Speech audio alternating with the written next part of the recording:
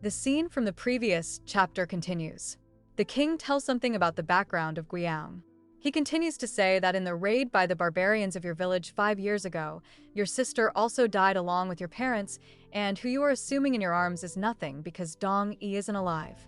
Gwiyoung, trying to understand what he has heard from the king, starts calling her sister Dong-i and her whereabouts, but there is no one to answer his call. The king again starts speaking to him, saying that he has looked into rumors that are revolving in the nation regarding you. There is a saying that you are unable to bear the loss of your younger sister from the barbarians, and you are an unfortunate child who sees things like alien things belonging to another world after losing his mind. Listening to the king's comments on her sister, he shouted with his full force what he was saying. Everyone saw us together in the village that was massacred, and also in the government office. Turning to Commander Lee Sung-mong, he says questionably that he also saw us together earlier when she got attacked by the arrow from the barbarians earlier. Commander Lee Sang-mong replies with sorrow in his voice that he has been alone throughout whole this day. Gwiyoung gets flashbacks about the surroundings when he was with Dong-i and realized that only he was seeing her, and everyone was asking me about what was wrong with me. He realized that he was just seeing her in reality. She was nowhere. Lee Sung-mong says to him that her sister was never present there. The scenes change where Gwiyoung, as a young boy, gets flashbacks about the day when his father gets a promise from him that he will protect his sister no matter what. The whole village was attacked by the merciless barbarians, and there was bloodshed everywhere. Gwiyoung is hiding under the floor along with his sister, putting his hand on her mouth to stop her from making any sound due to fear. He sees a dreadful figure standing in front of him while he is hiding under the floor roof. After escaping from the dangerous situation, he starts running with his full might and making a promise to himself that he will not let them get him, and one day he will come for revenge. While running, he enters the forest where he recognizes an old man named Grama Kong. The old man also recognized him and merrily said that you are alive and safe, but how come there were only you and Dong-i? What about your parents? Answering his questions, Dong-i starts crying and tells him that they dragged away the mother and killed the father under the floor. The old man stops her and tries to console her by saying that it is fine if you two have made it out alive.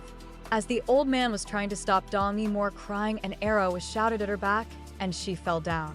Gwiyoung tries his best to understand the situation, what is happening and why, going to pull the arrow out of the body of Dong-i, saying that she is still breathing. But he is stopped from doing that, saying he cannot pull this out, and there is a boat that he has ridden before near the quay. If they get on it, they can pass the attack of these barbarians and can make it to the next village. But Gwiyoung says that they need to see the physician as early as possible and get her treated. As he is saying this to the old man, an arrow is seen fired at the head of the old man, and he instantly fell on the ground and died. Gwiyoung saw the barbarians coming towards them, led by their chief on the horse, ordering them to get after him. He puts his sister on his back and starts running as fast and hard as he can. He arrives at the quay, lays down Dong-i in the boat, and starts paddling the boat away from the shore. Dong-i calls Gwiyoung by calling him Oraboni. He replies to her that he will save her, just spare few more moments. Barbarians reached the quay, seeing that they had lost him, said that he was just a little child and should just go. But they are ordered by the chief residing on the horse that shoots a fire arrow on the boat, leaving no room for any doubt. When he is asked by his company if he wants it, he says that shot a fire arrow. The arrow is shot at the boat. It hits the inner side of the boat. Gwiyoung panics after seeing the fire arrow, not knowing what to do, but he gets shocked when he sees that there is not one more coming towards them at the same time. He immediately covers her sister with his own body, but the attack of fire arrows drowns the boat. They fall into the river.